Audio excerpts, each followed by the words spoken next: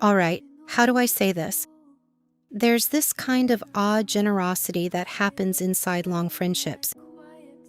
The kind where the money becomes invisible because it has been flowing in the same direction for so long that it stops registering as a choice and becomes just the shape of how you two relate.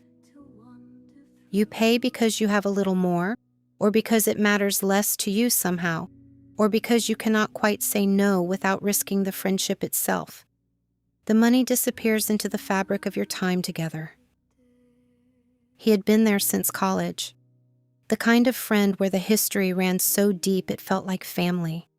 Photography had started as his dream in a way that never quite felt like indulgence, more like the one thing that made him actually feel alive. So when the workshop started, the travel to photo festivals, the better equipment, the mentorship retreats, none of it seemed unreasonable. It just seemed like two friends who both loved the same thing. He just happened to be the one paying for both of them. They were sitting at the kitchen table. He had finally agreed to the conversation his partner had been trying to have for months. The one about getting serious, about saving for a down payment, about what money they actually had and what it meant to combine it. It was not going to be complicated. They both made decent money. They both wanted the same thing. It was just time to actually run the numbers. The accountant went through everything methodically: income, expenses, savings rate. And then, what are these recurring charges? Photography equipment, workshops, travel, mentorship program. These are coming out every single month. $350, sometimes $500, sometimes more. $4,200 a year. He could not say anything because he was calculating at the same moment his partner was. $4,200 a year was not his photography hobby. His partner already knew about his camera. This was something else. The friendship was old enough that its origins had become mythology. They had met as roommates in a dorm, had survived the version of their 20s where everything was still possible, and none of it was yet real. His friend had wanted to be a photographer the way some people want things fiercely and completely, and then life happens, and the wanting becomes too expensive to sustain. That was when he had started quietly paying. Not dramatically, not in a conversation where it was framed as charity. It just became the thing he did. His friend would say, "I cannot possibly afford that workshop." And he would say, "I want to take it too. Let me pay." And they would go, and the money would move from one account to another in a way that felt less like lending and more like the simple fact of their friendship. He had never told his partner, not because he was hiding it deliberately. It just never felt like the kind of thing that needed discussion. It was his money, his friend, his choice. But the way it was not discussed meant it had to not be discussed. And somewhere along the line, not mentioning it had become actively keeping it quiet. There is something about the money you spend on friendships that feels different from other spending, like it falls into some category that does not quite exist in the spreadsheet. You pay for experiences you both want. You pay for their happiness. You pay because you cannot imagine saying no. But once you have started, you cannot really stop without changing the shape of the friendship itself. The betrayal was not that he had spent the money. The betrayal was that he had let his partner believe they were building something together while his actual commitment had already been distributed elsewhere. Every conversation about saving for the future had happened while he was spending $4,200 a year on someone else's future. His partner had said things like, "We need to be disciplined and every dollar matters now." And he had agreed and meant it and been quietly undermining it with money flowing out every month for workshops and trips and opportunities that somehow never made it into the conversation where he claimed to want the same things.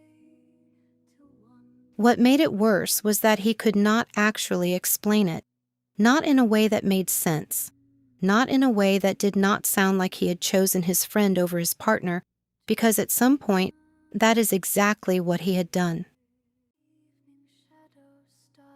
$4,200 a year. Over 10 years, that was $42,000. Over 15 years, $63,000.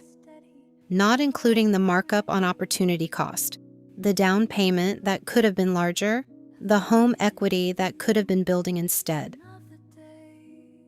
The word for this pattern is called cash flow leakage, money leaving in small, justified, structured increments that compound silently over time. $50 here does not feel like a choice. $120 there is just the cost of friendship. But 12 times a year, every year, with no counter conversation about trade-offs, no conscious decision, no moment where he actually sat down and calculated what he was choosing, that transforms from generosity into something else entirely. The down payment window in their target neighborhood was closing. $200,000 for a down payment now, instead of $180,000 5 years ago.